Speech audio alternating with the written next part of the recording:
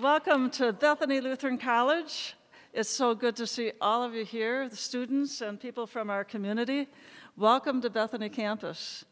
Tonight we have a very important person to tell a very crucial issue and to talk about her personal life. And she comes with lots of experience. She comes with 15 years of fighting a battle that many of us would never want to fight.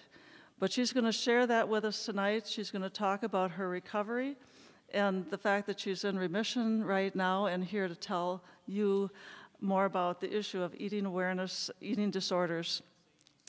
You might wonder how we got this particular event to come to our campus. And PAMA Mentors, Promoting Awareness, Motivation, and Action, decided upon this issue for our month. And this week is, in fact, Eating Disorders Awareness Week nationally. So we are honored to have Shannon Cutts here.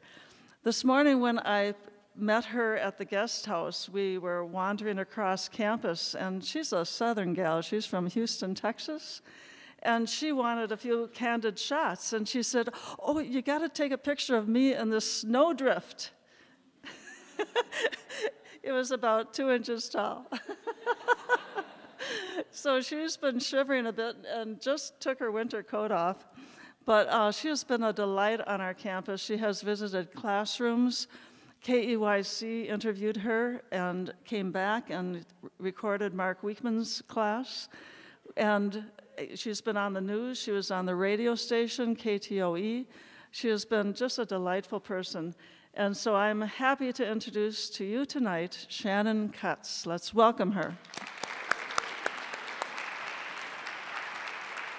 Thank you so much. Appreciate all of you guys coming tonight. I appreciate such a welcoming introduction. I was telling Patty while we were eating tonight that she said, "Well, what do people normally say?" And I say, normally they print off something really long from my website and they read the whole thing.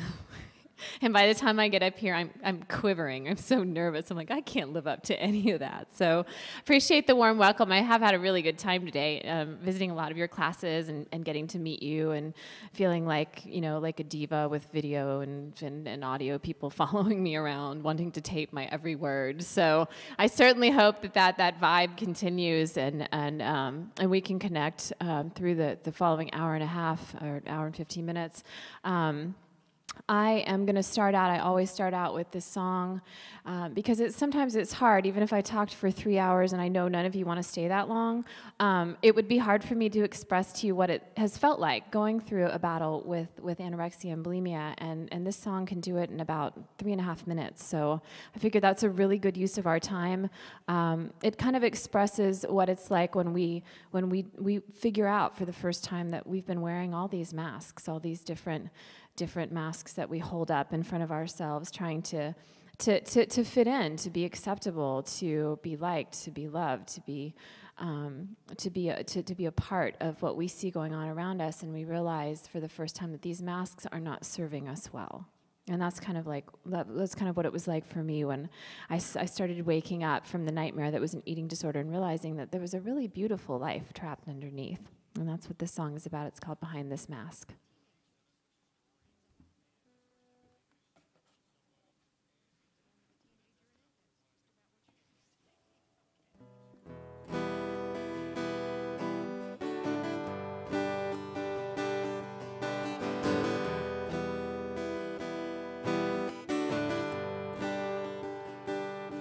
Behind this mask, I am someone real.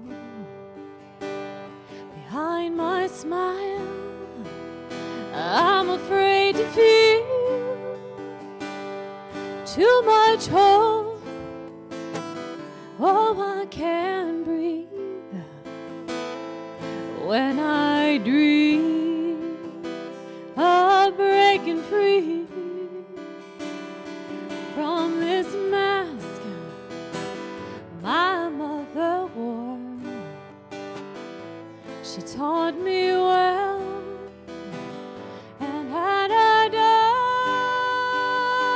died before goodbye, she said to me, take this mask, my leg legacy. 'Cause I am beautiful, though no one ever sees me.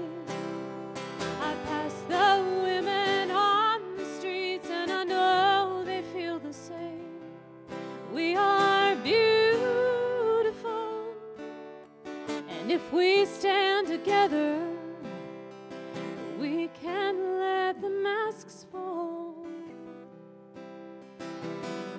Without this mask, I shut my eyes.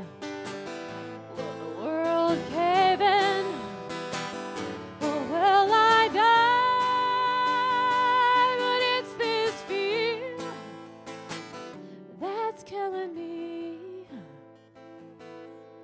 as I dream of breaking free. Without this mask, I feel the sun caress my feet and warm my womb, open my hands, accept the grace that leads me from this great charade. 'Cause I am beautiful, though no one ever sees me. I pass the women on the streets, and I know they feel the same. We are beautiful, and if we stand together, we can let the masks fall at our feet.